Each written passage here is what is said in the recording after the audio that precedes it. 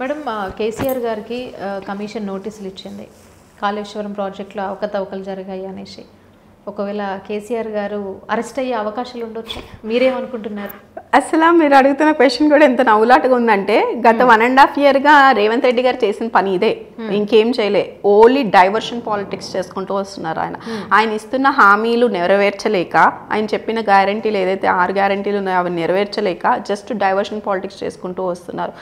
Phone tampering అన్నారు, phone ట్యాపింగ్లో KCR గారు arrest అవుతారు, కేటీఆర్ గారు అరెస్ట్ అవుతున్నారు. ఈ రోజు వరకు నిరూపించలేదు. కాళేశ్వరం మీద 1,80,000 కోట్లు, దాన్ని బడ్జెట్ అయితే 1,00,000 కోట్ల స్కామ్ జరిగిందన్నారు. 80,000 కోట్ల బడ్జెట్లో 1,00,000 కోట్ల స్కామ్ జరిగితే అసలు కాళేశ్వరం ప్రాజెక్టే రాకూడదు కదా. ఈరోజు కాళేశ్వరం లిఫ్ట్ ప్రాజెక్ట్ మీకు కళ్ళ ముందు కనిపిస్తుంది కదా.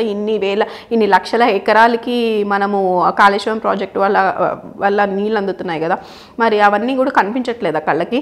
ఇప్పుడు 80,000 కోట్ల దాంట్లో 1,00,000 కోట్ల స్కామ్ ఎలా జరుగుతుంది?